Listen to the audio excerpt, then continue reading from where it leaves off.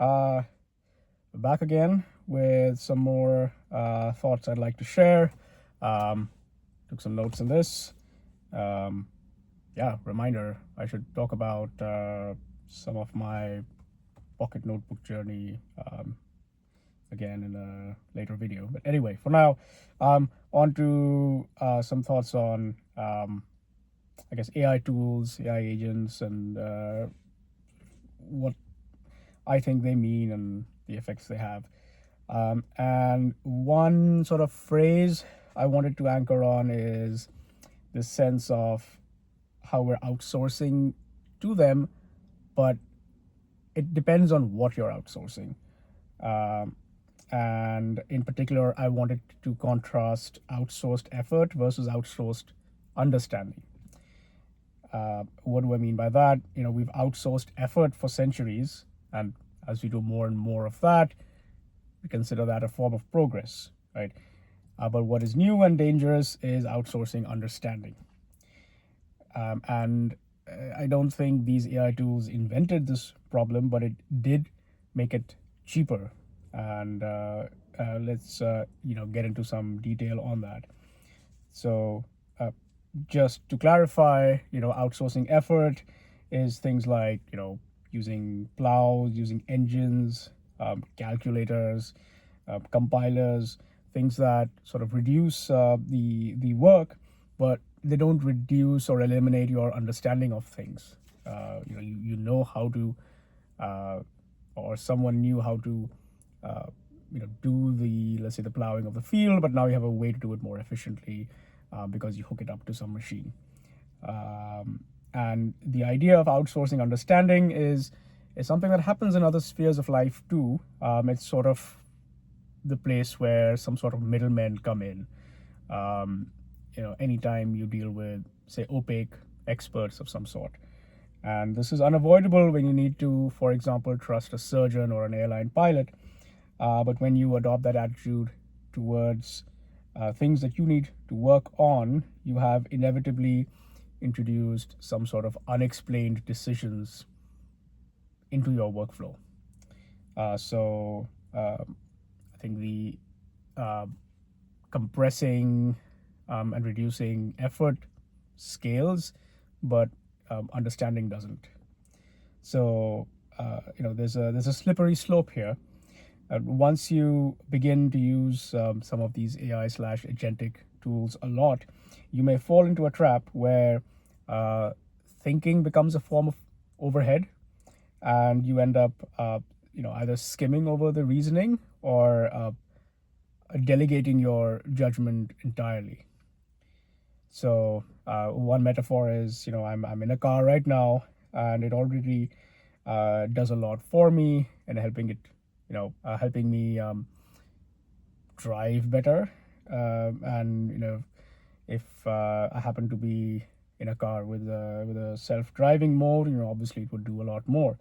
But either way, I still have to decide where I'm going, and that's an example of the difference.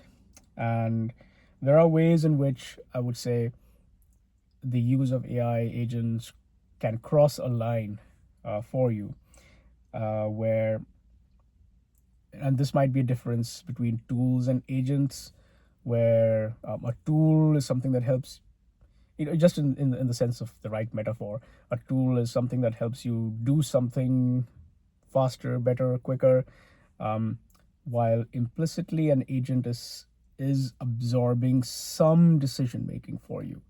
And really the question then is how much? And so it should be deciding sort of with you, and the right parts. So this is not, so there's nothing bad about it. You just have to define the boundary of where understanding lives, and sort of have to pay attention to that.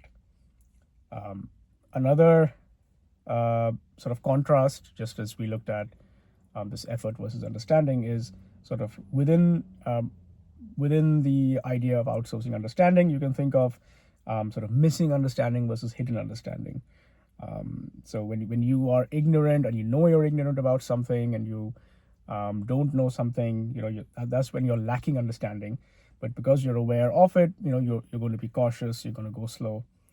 But the other case is when you are missing understanding, but you decide to sort of outsource it, then you have a sort of fake confidence.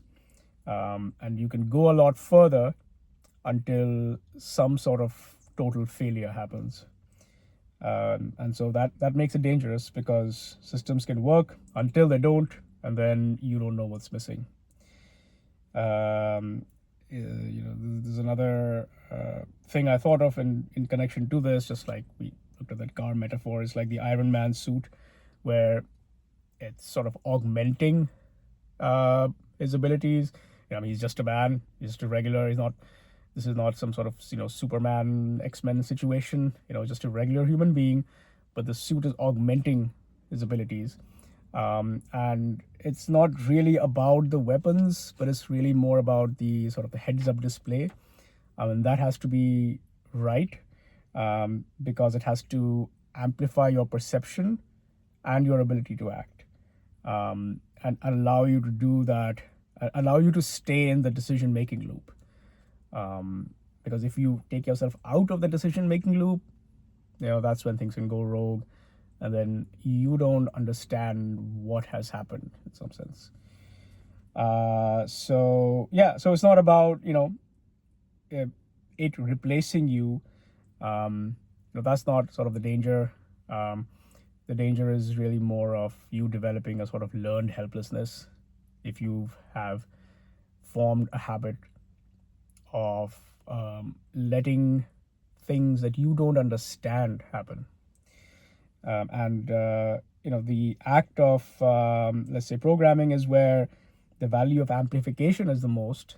You can do so much by sort of this fractally expanding, this the generation of some sort of artifacts.